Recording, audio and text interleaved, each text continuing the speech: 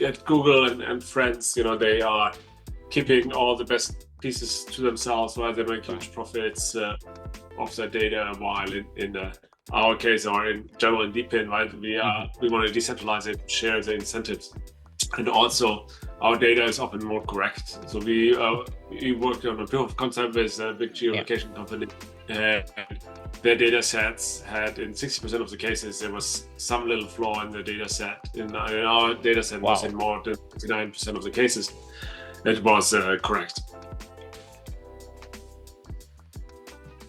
Welcome to this particular episode of Building Useful Shit, where we talk about everything HumanAIx. Now, if you guys aren't too familiar with this particular project or program, it was essentially revealed or unveiled to us recently in Hong Kong by the OddTech team, where we have a number of different founding partners, and that's the whole purpose of this particular series. In today's episode, we have with us Markus Levin, the co-founder of XYO. Thank you so much for joining us today, Markus. How are things going with you? Yeah, thanks for inviting me. It's a really cool podcast. Yeah. No, that's awesome. Look, I recently, very recently, probably 2 days ago, saw this post on X by the OddTech team, and they sort of introduced you guys, and they used a couple of buzzwords in there that we wanted to sort of understand slightly better, to understand y'all's contribution and sort of insights into what you guys are doing in tandem with HumanAIx. And it actually described you guys as providing geospatial data for AI training and validation. Tell us a little bit more, what's that all about? Yeah. AI needs data which has a high degree of certainty that it's doing correct, right, for its training. If it doesn't, then the data can be, that the AI's answers can be hallucinating and so on. And so our technology provides a high degree of certainty that the location data, for example, is true and correct, or that a data point was collected at the location where it was supposed to be collected, like let's say temperature sensor or something like that, and then we validate and verify it, right, and can connect it with AI training. But we are not only doing that for geolocation data, we also, that's how we started out, but today we validate and verify really any data. It can be, like mobile or internet data, but also offline data, let's say like your bakery's opening hours, or it can be cloud data, weather data, and you name it. And so we validate and verify it to the XYO network, and then we can store it somewhere for an AI to use, so we can connect it to a smart contract, yeah.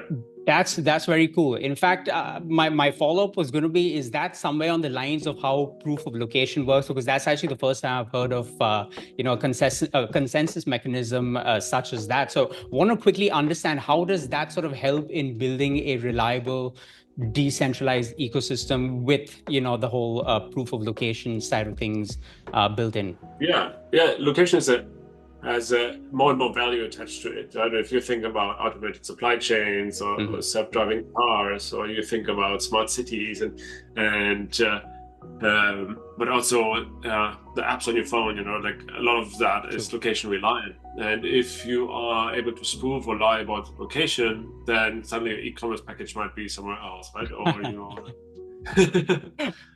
or you might be just a nefarious actor, basically. And so it's important that we are able to make location almost unspoofable and unhackable, and we do that through our network of devices, where you have several devices talking with each other, or something. They do like a cryptographic handshake, called a bot witness. And as you have more and more interactions of devices, like mobile phones and IoT devices, then you get more and more certainty that about those devices, and they build reputation and so on. And then over time, you can get a relational map and so on of where things move around. And then you can layer data on top of that. Let's say the temperature sensor I mentioned before, or the bakery's opening hours, like where's that bakery? We have another piece of technology called proof of origin, where we basically can say where a data point was created, let's say on a sensor, right? And then it was stored in a IPFS database, and then put into a smart contract, and we entangle it along the way. And record the handoff, and so that way we can say, originated and where it ended up. And you asked about decentralization. So we have a huge network of devices and users who contribute. Like we have more than 8 million nodes in our network. Wow. Which makes us one of the largest DPINs and a lot of data for AI training. Yeah. Right. Okay. That's actually very, very insightful. I was quite in the dark about a lot of those things there. We see, big players like Google Maps, or a few other centralized providers that are currently already providing a lot of that, collecting a lot of that location data and whatnot. How would it really matter to decentralize all of that? That's the first question. And at some point of time, what advantage does XYO's approach over traditional location services provide us? Yeah. The first one is like, of course, it's like at Google and friends, they are keeping all the best pieces to themselves, while they make huge profits of their data, while in our case, or in general in DeepIn, right, we want to decentralize it, share the incentives, and also our data is often more correct. So we worked on a proof of concept with a big geolocation company, and their data sets had, in 60% of the cases, there was some little flaw in the data set. In our data set was in more than 99% of the cases it was correct, and so our data can be much better, much more correct, and then that is makes it more reliable for high value things. Let's you're in the healthcare sector, for example, or some other things, right? You want to make sure that your data is true and correct, and if you train AI on a high value data, yeah. That's amazing. In fact, I want to quickly reel this back to HumanAIx. We are seeing this massive alliance of, so many different partners in this particular alliance, some from AI, blockchain, decentralized storage, infrastructure, all of that good stuff. From your perspective, what are some of the exciting synergies that y'all are currently seeing happening within this particular alliance?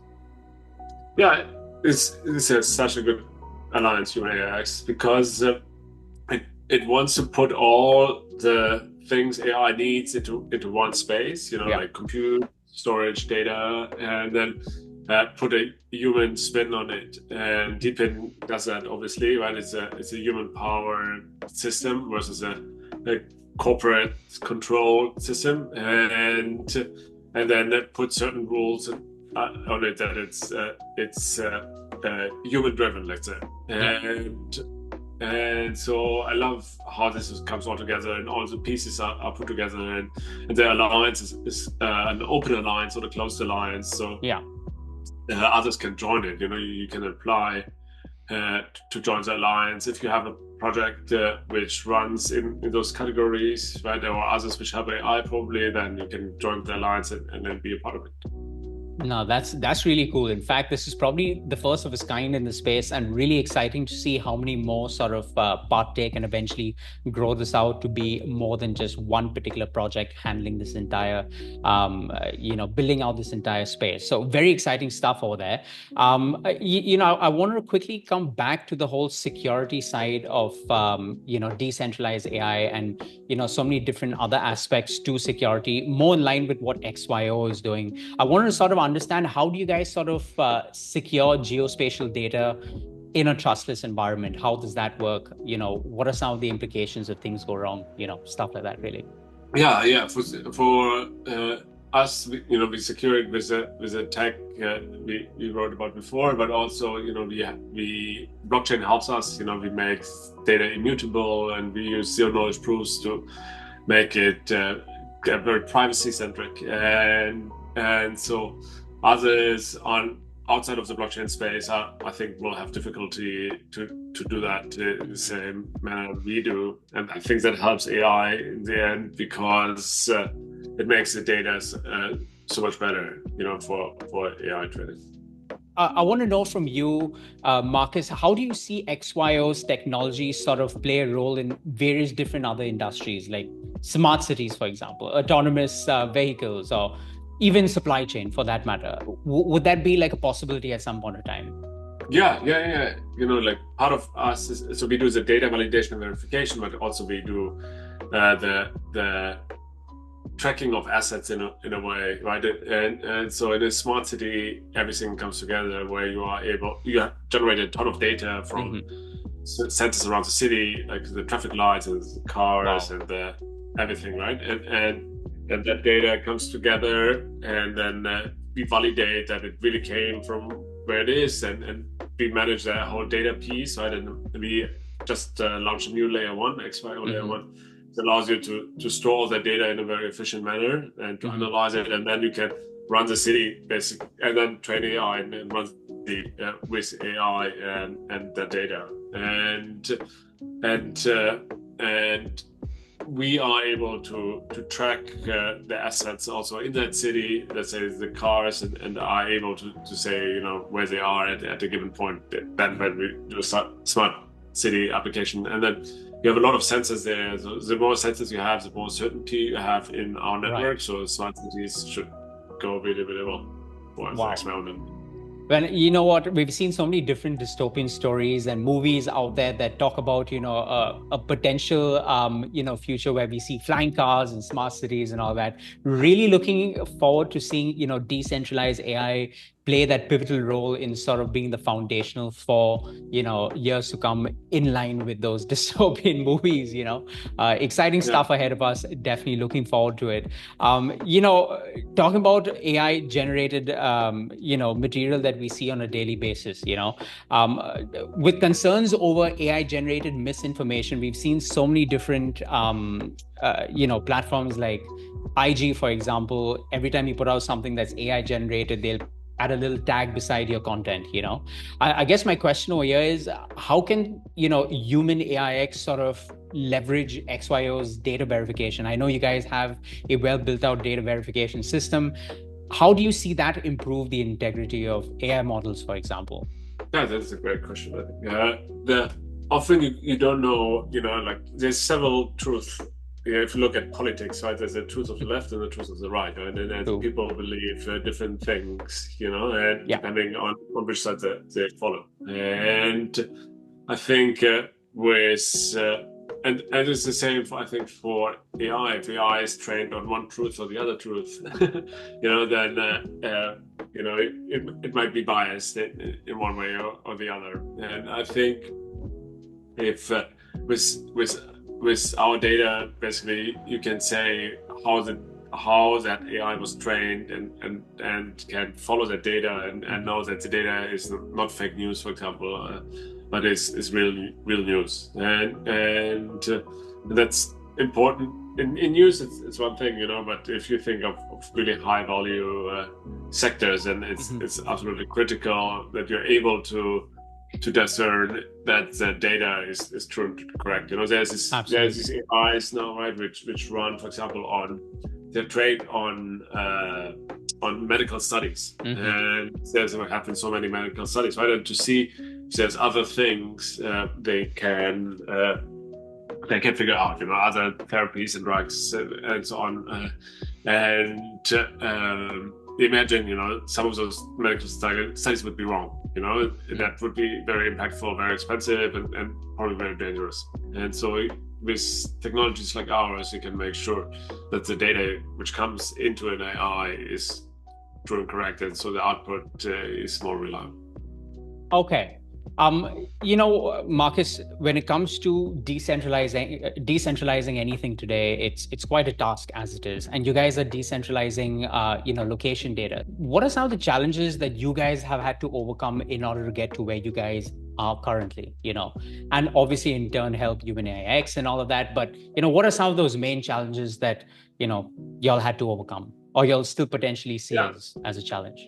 Yeah, we launched in 2018 with the original DeepIn, and it's the very first. And there were so many challenges, and regulatory, the markets go up and down, and we changed our business model here and there to be able to build a reliable business model. The beauty in DeepIn, like the sector we're in, is that you have real business models, different than other crypto projects, we don't just flip off our token reserve and then shut down the project kind of situation after a few years, but we are around for 7 years. And that is possible, because we have these real business models and it generates money and so on. And so I think we went through these market crazinesses over the last few years, but we were able to persist through it because we built something real. And so my advice to other projects is also, don't just think about the value of your token. That might be important to your community and people and yourself maybe, but that's true. Extremely important that you build something which is meaningful and useful to others. No, that's amazing that you say that, because I mean, thinking back to 2018 when I first got into the market, back then I don't even think Deepin was an acronym back then, so it's amazing to see how you guys have come all this way, and I guess what my question is here is, what have you seen over these last 7 years that has been critical or pivotal in developing or taking the direction that you guys have taken with regard to XYO? Has there been some sort of technology that has made it possible to get to here today that you're probably faced as maybe a difficulty back then? What's that experience been like? Yeah, more important than the technology, I think, was the way we were able to shift. So in the beginning, we were building a project for crypto enthusiasts, and where crypto enthusiasts came into the project, they bought IoT devices and so on, and then we sold our services in XYO, and so it was just very difficult for anyone outside of crypto to understand. And then the environment was very hostile to crypto, and so we understood that if we want to succeed, we need to have a much larger addressable market, right? We need to be able that your grandma can join our ecosystem as well. And so we launched a mobile app called Coin. The Coin app, you can just download it and you don't need to understand anything about crypto, and you can just participate. And then you can still withdraw your XYO tokens to a wallet, but you can also just withdraw it to like a Coinbase email address, for example. So you don't even need to deal with wallets and custody and these kinds of things. And so today, maybe 80% of the people who come into our ecosystem are non-crypto users, but we turn them into crypto users. And that's, I think, absolutely critical for the success, is that you are able to attract someone outside of your immediate niche, and really a very large group. And now on the demand side, obviously we accept US dollars and other currencies today, in addition to crypto, and working with a lot of Web2 companies as well. Look, you earlier mentioned, in line with regulation back in 2018 when you guys were starting up and stuff like that. Is that like a topic of concern when it comes to different technologies that cannot be controlled per se? I mean, is that even a discussion that is being had for decentralized AI today, or even with regard to HumanAIx and the kind of stuff that you guys are building out today with regard to this alliance? Is regulation something that is going to be a hot topic maybe a couple of years from now?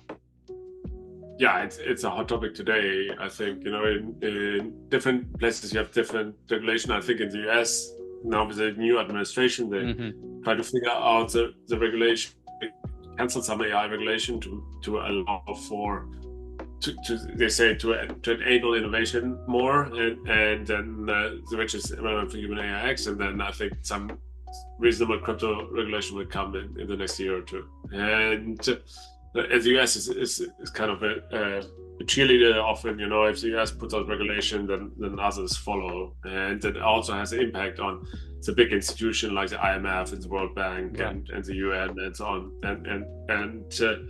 And I think in Europe you have a MiCA and the AI Act, which is maybe more restrictive than what's going to come in the US. And I think it might hinder regulation, might hinder innovation and the growth of AI and crypto. And where you are in Dubai, there is they're quite innovative, right, and tech forward in the regulation, and so it's I think different places will then eventually will need to compete. You know, if the Gulf countries, for example, and the US has very forward regulation, and the EU doesn't, or China doesn't, then they won't be able to compete for companies and talent. And so they will need to change the regulation, I think. And so I think it's a super hot topic, and I think it's relevant for where projects show up and the teams. We clearly know that AI has taken off over the last 3 years. And at some point in time, we're already seeing at this point of time, decentralized AI also gaining momentum. My last question to you is, how do you sort of envision XYO evolving over these next few years? Yeah, AI will become a much bigger part of what we do. You know, today it's just a few clients in AI who use our data for AI, but in the future, I think it will just be living and breathing. I think everything we touch will be AI enabled somehow. You know, like devices and real world assets and data and anything. You know, and so we love to be part of this alliance, right, which brings this world forward. Wonderful. Look, thank you so much, Markus. I really appreciate having you on today and just sharing your knowledge and insights into how, we are sort of growing out this particular alliance towards a much bigger and greater decentralized AI space altogether.